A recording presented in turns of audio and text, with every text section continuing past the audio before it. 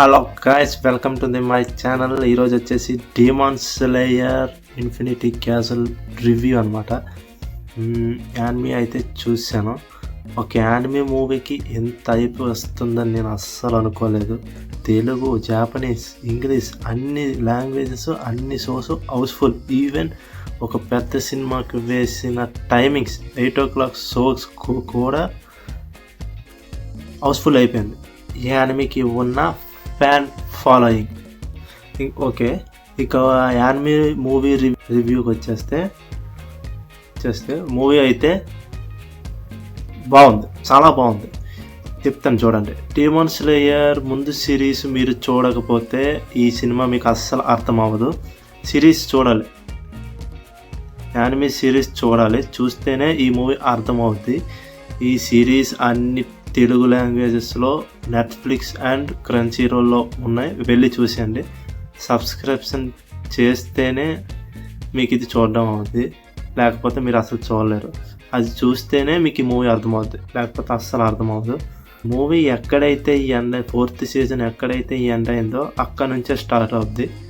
ఇంకా demon head అయిన ముజాన్ ఉన్నాడు కదా, ముజాన్స్ డీమాన్ అయిన నకీమా ఎవరో ఆడు క్యాసల్లో పడేస్తారు.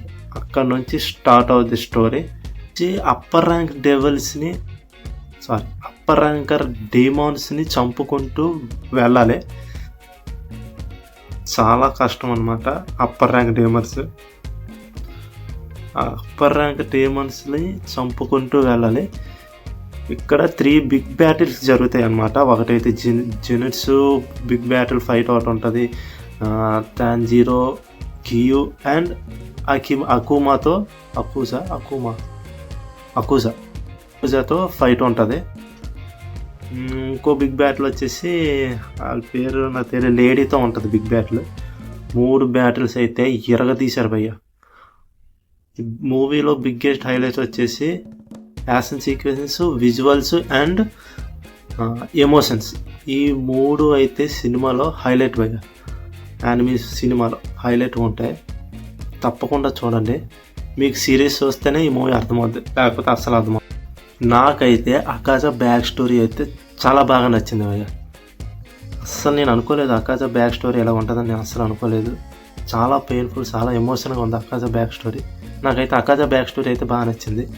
మూవీ రన్ టైం వచ్చేసి 2 hours 35 minutes, 2 hours 45 minutes run time అనమాట. ఇందులో ఎలా ఉంటుందంటే రైటింగ్ కూడా చాలా బాగా నచ్చింది. ఇప్పుడు ఒక ఫైట్ అవుతుంటే ఆ డీమాన్ది బ్యాక్ స్టోరీ చూపిస్తారు, అసిరా బ్యాక్ స్టోరీ కూడా చూపిస్తారు. ఈ డీమాన్ ఎందుకు ఇలా తయారయ్యాడు, అసిరాలు ఎందుకు ఇలా అయ్యారు అని చెప్పేసి ఒక్కొక్కరిది ఒక్కొక్క బ్యాక్ స్టోరీ చూపిస్తారు. అందులో అకాజా బ్యాక్ స్టోరీ అయితే నాకు చాలా బాగా నచ్చింది. మిగతా జనాలకి నాకు తెలిసి ఇలాగ అనిపిస్తుంది, ఒక ఇంటెన్స్ ఫైట్ మధ్యలో బ్యాక్ స్టోరీకి వెళ్తారు, డీమాన్ బ్యాక్ స్టోరీకి వెళ్తారు, అసిరా బ్యాక్ స్టోరీకి వెళ్తారు, మళ్ళీ ఫైట్కి వచ్చేస్తారు, మళ్ళీ స్టోరీకి వెళ్తారు, మళ్ళీ ఫైట్కి వచ్చేస్తారు. ఇది మీకు మైనస్ అనిపిస్తుంది, కానీ యానిమేస్లో ఉన్న రైటింగ్ క్వాలిటీ అలాగే ఉంటుంది. యానిమేస్ ఎప్పుడు అలాగే ఉంటాయి. మీరు యానిమేస్ ఎప్పుడైనా చూస్తే మీకు అర్థమవుతుంది, ఓ ఇలా ఉంటుంది అని చెప్పేసి. మీరు సిరీస్ చూస్తే మీకు ఇది ఆటోమేటిక్గా అర్థమైపోతుంది. మీకు అసలు బాగుందని చూడరు. మూవీ అయితే మీకు ఖచ్చితంగా నచ్చుతుంది, వెళ్ళి చూడండి. నాకు మెయిన్గా సౌండ్ ట్రాక్స్ బాగా నచ్చాయి. ఎందుకంటే చెప్తాను చూడండి, ఒక్కొక్క ఫైట్కి ఒక్కొక్క సౌండ్ ట్రాక్ ఉంటుంది. ఫైట్కైనా మంచి సౌండ్ ట్రాక్ ఇచ్చారు, ఎమోషన్స్కైనా సౌండ్ ట్రాక్ సూపర్గా ఇచ్చారు. అది రిపీట్గా ఇవ్వలేదు, ఒక్కొక్క దానికి ఒక్కొక్క సౌండ్ ట్రాక్ అన్నమాట.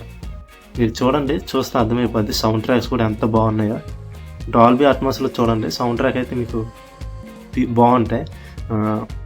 డీమాన్ స్లేయర్లో ఉన్న పాజిటివ్స్, నెగిటివ్ అయితే నాకు ఏం అనిపించలేదు. ఎందుకంటే నేను యానిమేస్ ఎక్కువ చూస్తాను కాబట్టి నాకు నెగిటివ్స్ ఏం అనిపించలేదు. అంటే కొంచెం రన్ టైం ఎక్కువ ఉందని అనిపించింది.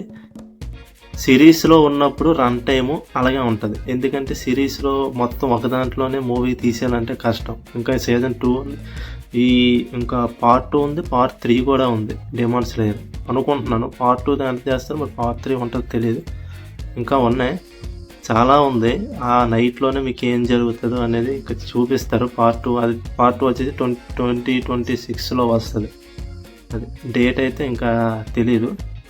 2026లో అయితే ఖచ్చితంగా వచ్చేస్తుంది. అది మీకు మూవీ ఎలాగనిపించిందో,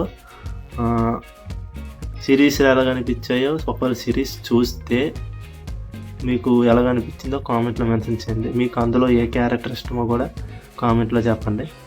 నాకైతే జునిట్సు, తంజీరో, గియో, ఆకాష్, ఇప్పుడు ఈ సినిమా ఫ్లాష్ బ్యాక్ చూసాను, ఆకాష్ ఫ్లాష్ బ్యాక్, ఆయన కూడా నాకు బాగా నచ్చింది. చూద్దాం ఇంకా ముందు ఏం వెళ్తుందో. నేను మాంగా చదవలేదు, మాంగా బుక్ అయితే చదవలేదు. ఆ మాంగాల స్టోరీ అంత ఉంటుంది అనుకుంటా. నేనైతే మాంగా చదవను. చదివితే ఇంటెన్స్ పోతుంది. ఇఫ్ ఐ క్రియేట్ అవుతా ముందే తెలిసిపోద్ది, మనకి అంత ఇంటెన్స్ రాదు. సో అందుకే నేను అది చదవలేదు. Demon slayer infinity castle movie review ఇదాను. మీకు ఇంకా రివ్యూస్ కావాలంటే నా ఛానల్ ఫాలో చేయండి, సబ్స్క్రైబ్ చేసుకోండి, కామెంట్ చేయండి. నెక్స్ట్ అయితే మిరాయి మూవీ రివ్యూ వస్తుంది. ఆ తర్వాత కిష్కింధపురి కూడా వస్తుంది. ఛానల్ని ఫాలో అవుతుండండి. See you in next video.